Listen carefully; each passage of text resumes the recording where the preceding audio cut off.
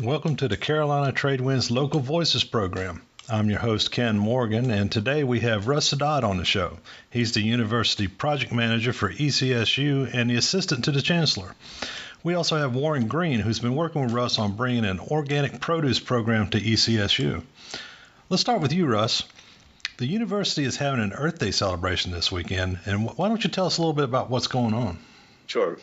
Ken, thank you very much for giving me the opportunity to kind of give you some information about what we're doing here at Elizabeth City State University and Earth Day on Saturday. What we're trying to do is kind of combine what the community is doing and kind of have it come up on campus as well. So starting at 10 o'clock in the morning, 10 to noon, at Port Discover, they'll have activities for children downtown in Elizabeth City. And then at noon, we're going to have a March for Science, kind of an awareness thing, show the importance of science and research and things like that goes from Port Discover and have it come right down to campus, right by the Ridley Student Center.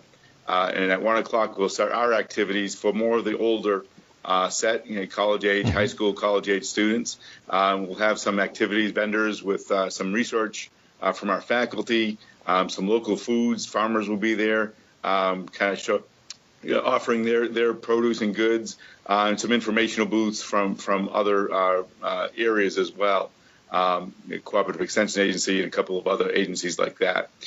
So basically the whole day kind of runs from 10 a.m. to about 3 or so.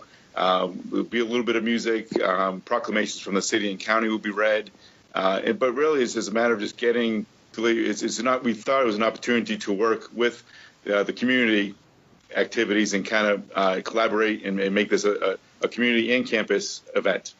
So anybody can show up and come to this. This is interesting. I've never heard about it. Is this something new this year, or? This is totally new. So what has happened in the past is that there's been something that goes on in the community, but we never stretched it to the campus. So we started having discussions with Port Discover because they predominantly are the ones who've been planning the community events. And they were changing, modifying what they wanted to do. So we thought it was an opportunity for us to kind of collaborate and jump in and work with each other on focusing on different types of audiences. They focus on the younger set, and we have the older set. So between the two, we can really make people aware of kind of what's going on with the climate or the environment or whatever it may be. Just really more than anything else, kind of talk about community harmony more than anything else. I will want to add that at Port Discover, the university has a new mobile STEM lab modified through a grant through Golden Leaf and NASA. So the NASA STEM lab will be at Port Discover from 10 to noon on Saturday. So that'll be an opportunity for kids to get on there and work with 3D printer, a couple of 3D printers, learn more about waves and all that sort of thing. And we have a robot on board, so they'll actually be able to get on board and experiment a little bit with some of the equipment that's on the trailer. Oh, this is really cool. It also says, I'm looking at your flyer. It says you're going to have some local food and some speakers. What kind of speakers are there going to be there? It'll be more kind of a kind of from the hip sort of speakers, people who are there as vendors, kind of talking about what they do.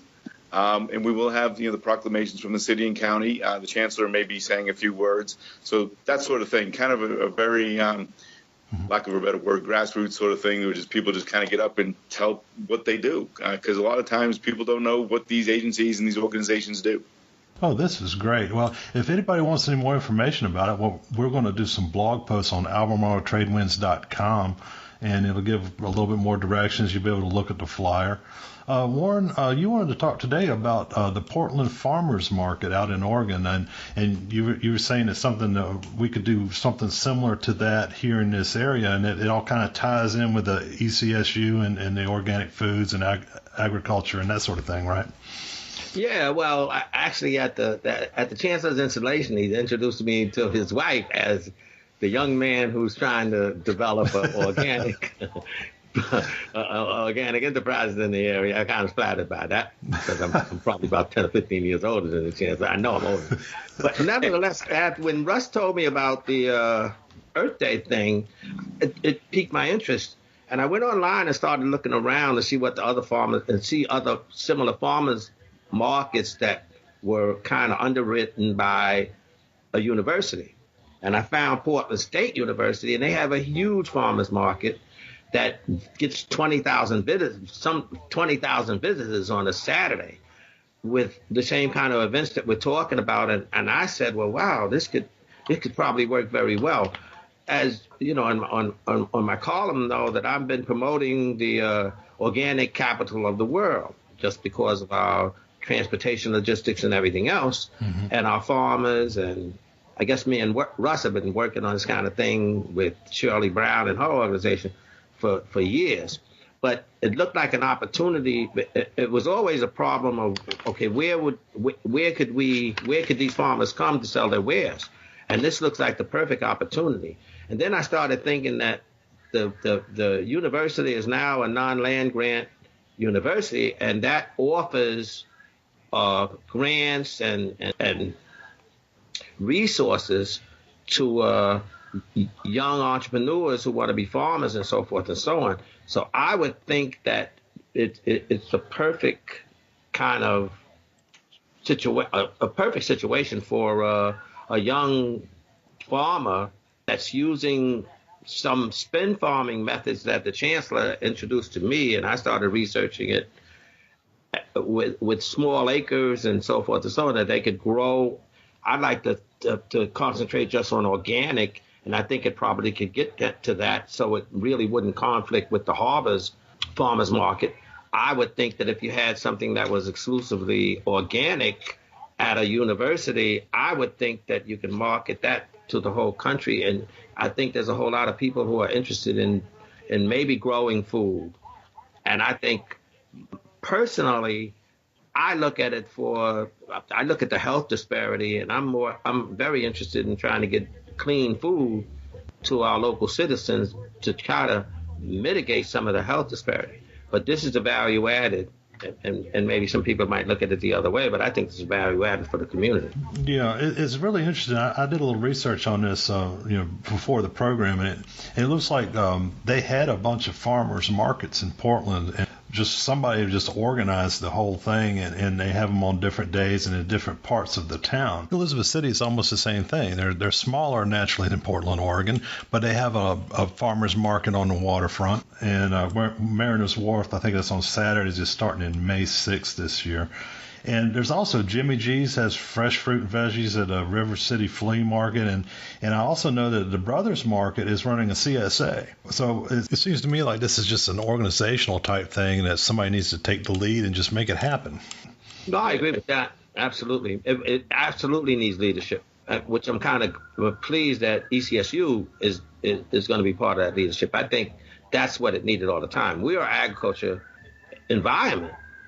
And yet, and we really don't have a lot of agricultural resources for our young people. They'll go away to another school. I mean, as talented as they might be, they'll go to another school and maybe never come back. I think it's a huge brain drain. And maybe a lot of farmers' kids want to be farmers. They want to know how to grow things and so forth. And like I said, we have some of the greatest transportation logistics maybe in the world. We have access to 60 million customers. I think it's something that we can do, that we can excite a whole lot of young folks about, and it could be beneficial all the way around and drive the community. And it's underwritten by the federal government. Russ, it's interesting.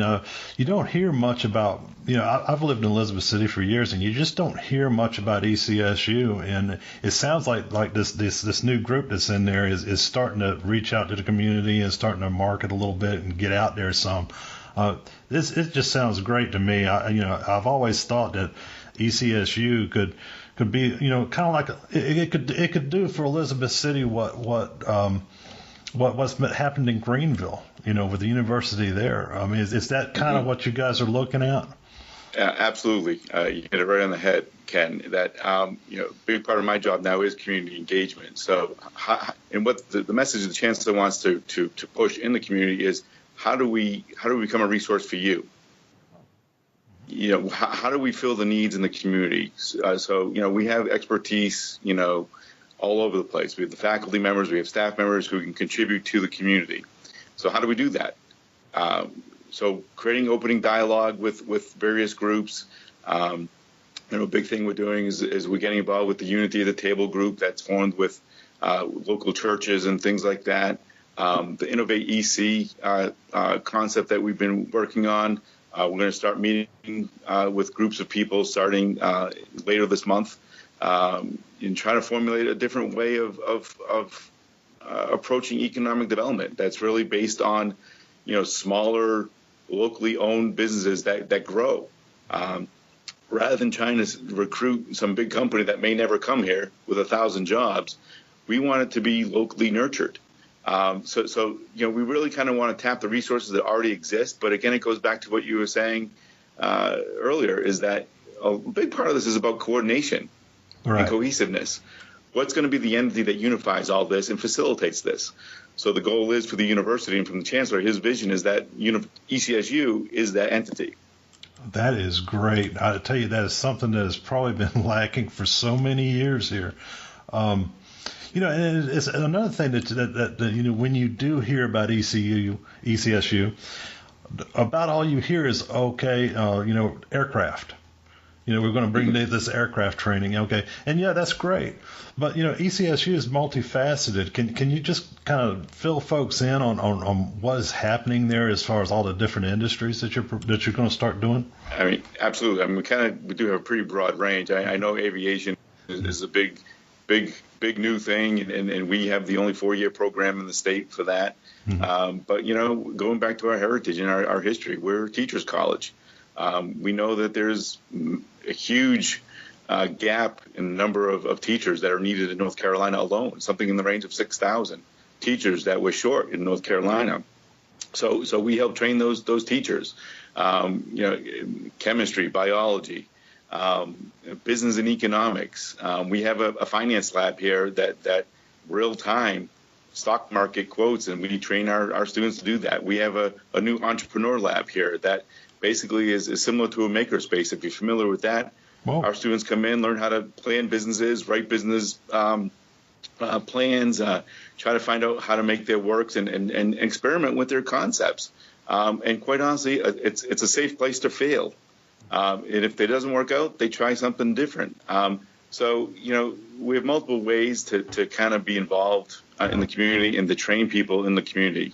And this other thing we're kind of starting and reviving is our continuing education program, where we're putting together courses, non-credit courses, that people in the community can really participate in. There's a little bit of a fee on that, but the first one's coming up on May 6th as well. That's going to be held at the Pasadena County Library.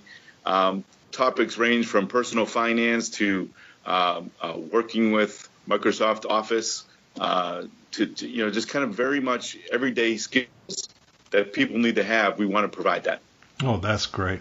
Well, I'll tell you what, we're almost out of time, but thanks for both of you for being on. We're going to have both of you back if we can get you. Just wanted to mention that in all of my schooling and so forth, so I did happen to go to Tuskegee for a bit. Booker T. Washington said, cast your buckets where they are. I believe in that, and I believe we're an agriculture community. We got to do agriculture. I don't know how to be successful if you're not doing what that is our history. Economically, that's our base, agriculturally based economy. So yeah, we have a really good opportunity potentially, and I know maybe I'm going off topic here a little bit, but really we have a great opportunity to grow our own food, eat our own food, and sell our own food. Yeah, and we can be very self-sustainable right here. We have everything to do that with. It's just a matter of doing it now and pulling it together. Sure, and I truly believe that it's gonna address the health disparity here. Clean food, and I think it's stunning how they're talking about clean food now, because they're really telling us that the food we're eating now is not clean. Mm-hmm. I would say it's dirty, but they're saying it's not clean. Okay, well, we're out of time for today, but guys, we're going to have both of you back. And if you want to get a hold of Russ Haddad, his number is 252-335-3373. And Warren Green, he's still writing articles for Albemarle Tradewinds magazine. You can go on albemarletradewinds.com and check him out. And he's got his email address on there if you want to get a hold of him. Thanks a lot, guys. Thanks a lot, Ken. Thank you.